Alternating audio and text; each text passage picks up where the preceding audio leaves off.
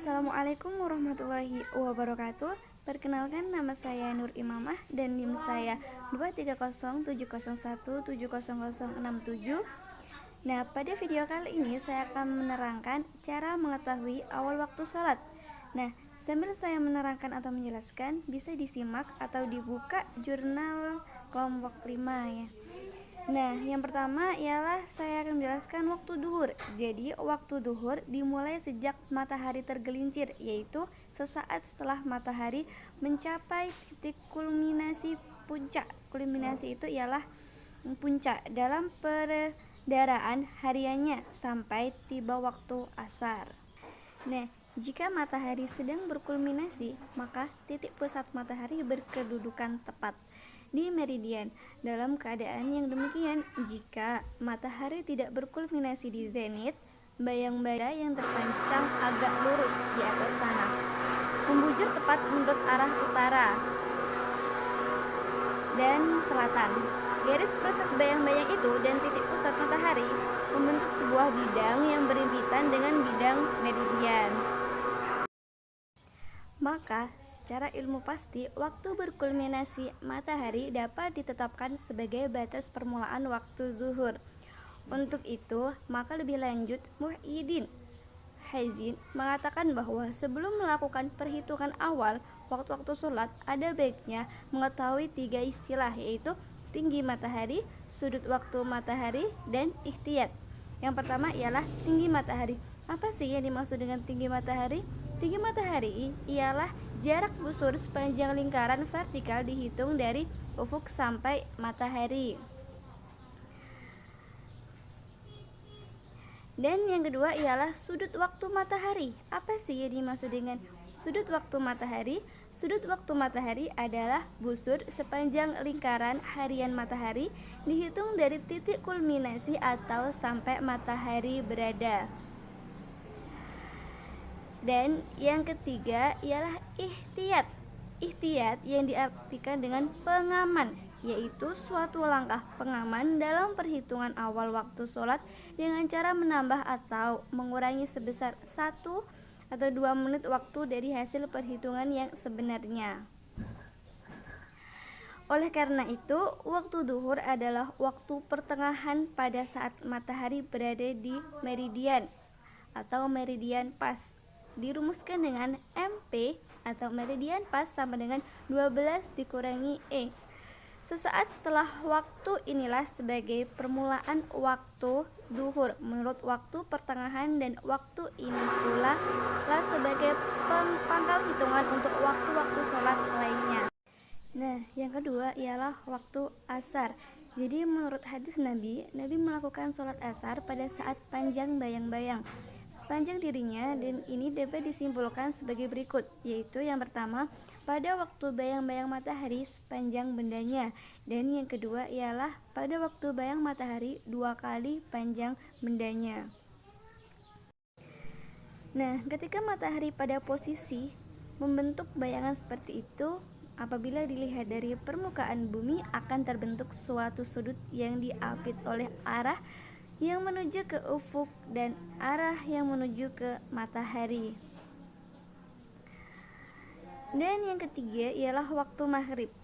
Waktu maghrib mulai pada saat setelah matahari terbenam atau yang dimaksud dengan ghurub, dan waktu subuh berakhir pada saat matahari terbit atau suruk. Dan dikatakan juga bahwa matahari terbenam jika piringan matahari sudah seluruhnya berada di bawah ufuk, atau buat keadaan terbit berlaku syarat-syarat yang sama.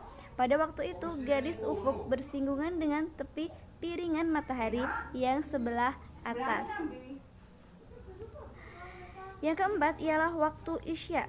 Jadi kalau matahari sudah di bawah ufuk, cahayanya yang langsung mengenai tempat peninjauan di atas bumi tidak ada lagi, tetapi sinar-sinar matahari yang dipantulkan ada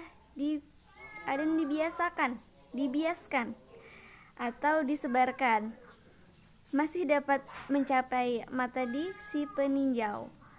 Bila pada siang hari matahari sedang bersinar dan kita berada di dalam rumah, tidak ada pula cahaya matahari yang secara langsung ke mata kita, tetapi segala benda-benda di dalam rumah seperti kursi, meja, lemari, dan lain-lain tampak dengan jelas oleh kita, dan di dalam rumah tetap terang kelihatannya. Cahaya matahari sampai ke dalam rumah secara dipantulkan oleh berbagai benda yang terletak di luar rumah langsung ditimpa sinar matahari. Dan sekarang ialah dalam astronomi umum dikenal pula istilah bagi masa segera setelah matahari terbenam dan sebelum matahari terbit, yaitu twilight, yang dibagi kepada 3 tingkat, yaitu berturut-turut. Yang pertama ialah stifle twilight, yaitu batas stifle twilight ialah jika matahari di bawah horizon, 06 di bawah horizon. Pada waktu itu benda-benda di lapangan terbuka masih tampak batas-batas bentuknya, bintang-bintang yang paling terang dapat dilihat.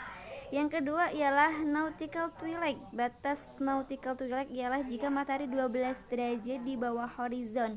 Jika kita di laut, ufuk hampir tidak kelihatan, semua bintang terang dapat dilihat. Dan yang ketiga ialah astronomical twilight. Jadi batas astronomical twilight ialah bila matahari 18 derajat di bawah ufuk. Pada waktu itu gelap, malam sudah sempurna atau awal waktu isya. Dan yang kelima ialah waktu subuh. Untuk awal waktu subuh menurut hadis Nabi di atas adalah pada saat mulai terbit fajar. Jadi menurut hadis Nabi yang dijelaskan oleh Mas Ahmad ya, yaitu fajar sidik atau awal mega merah sebelah timur mulai menyingsing. Nah, para ahli astronomi umum tidak membedakan kuantitas derajat antara akhir masa mega merah sebelah barat dengan awal masa mega merah sebelah timur. Mereka mengambil 180 derajat sebagai angka patokan. Dan yang keenam ialah waktu duha. Jadi waktu duha itu dimulai ketika matahari setinggi tombak. Dan yang ketujuh ialah waktu imsyak. Jadi waktu imsyak ialah waktu tertentu sebagai batas akhir makan sahur bagi orang yang melaksanakan puasa. Jadi waktu imsak ini adalah langkah kehati-hatian agar orang yang melakukan puasa tidak melampaui batas waktu mulainya fajar. Jadi yang selanjutnya ialah tabel win hisab. Jadi bisa dilihat di sini ada tabel win hisab, yaitu jadwal awal waktu sholat pada bulan Mei tahun 2020. Nah, pada tanggal 1 bisa dilihat imsaknya yaitu jam 4.10 lebih 10 dan subuh 4 lebih 20 dan seterusnya. Demikian yang dapat saya sampaikan. Apabila ada tutur kata yang tidak berkenan di dalam hati, maka saya mohon maaf. Wassalamualaikum warahmatullahi wabarakatuh.